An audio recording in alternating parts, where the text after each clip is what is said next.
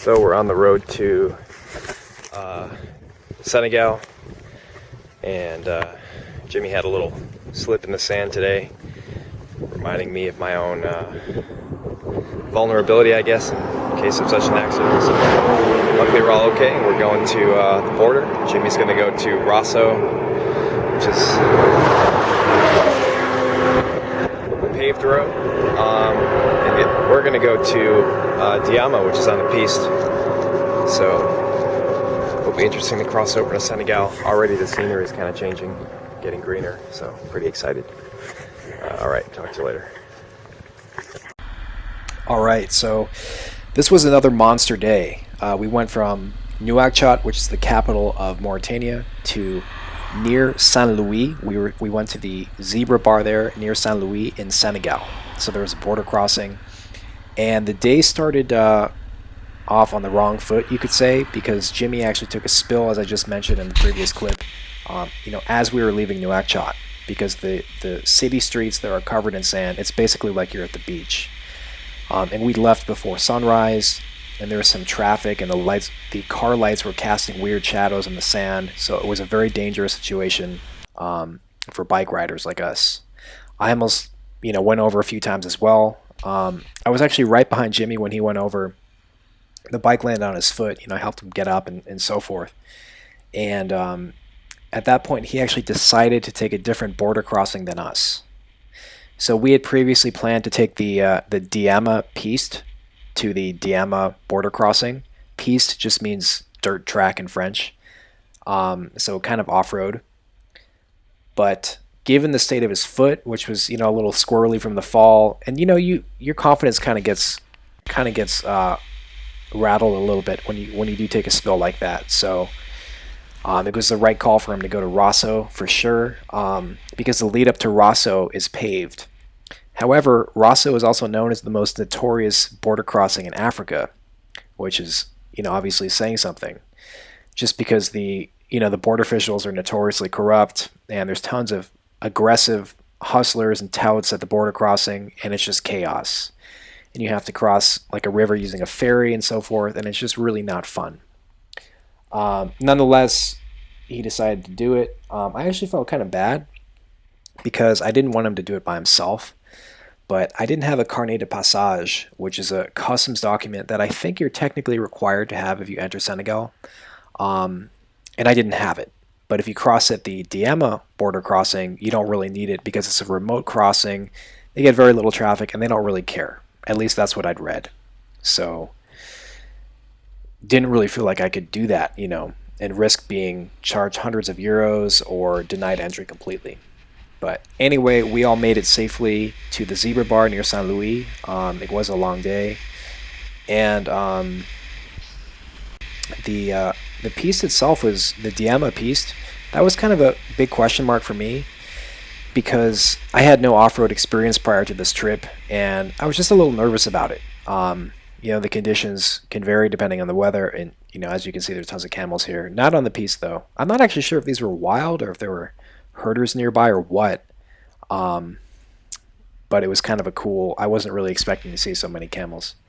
Anyway, yeah, the piste was I think it was 30 or 40 miles. Honestly, I kind of forget. But it was in good condition when we were there.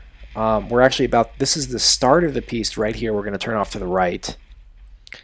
The turn off to the piste was, this is not the turn off to the piste, it's just where it begins. So Jimmy would not have gone down this road at all. But yeah, I can see how, had it been raining, it could have been really tricky, just because of the obviously it would have been really muddy, and just a lot of it was very dusty. So I think the mud would have been tough to negotiate. So if it has been raining and you don't have a lot of off-road experience, or if you're traveling by yourself, I might go to the Rosso crossing, despite the bad reputation it has. Just because I don't think we really saw anyone else on this piste, so you're kind of on your own if you're out here. But it was really fun. This was one of the first times when I really felt like I was in the zone. One of them was actually on the the crossing from Western Sahara into Mauretania. That was great. It just felt so exciting to be in no man's land in the minefield and everything. had a similar feeling here. It was like, wow, okay, we're really in Africa now. You know, we're kind of on these really nice roads and whatnot, or these cool, fun roads. Anyway, this is now in Senegal. The border crossing itself was not a big deal. The guy did try to bullshit us. He tried to get some relatively small fine out of us, or small official fee, quote unquote, of like 10 or 15 euros. But I was just like, let's wait it out. So we went outside. We pretended like we were going to be hanging out for a long time, and then they just came out and said, here are your passports. You're free to go. So it wasn't a big deal. And as you saw in the previous clips, Senegal was actually fairly polluted. There's a lot of trash just laying around, but it's also very beautiful, as you can see. On the coast, there's just a lot of. It was very, very scenic, especially near Saint Louis, especially at the Zebra Bar. This is now the approach to the Zebra Bar, kind of the popular overlanders hub we stayed at. That's literally the gate right there. Highly recommend it. One of my favorite things to do there, this is going into Saint Louis, the actual town, which I think is like 10 miles away from it.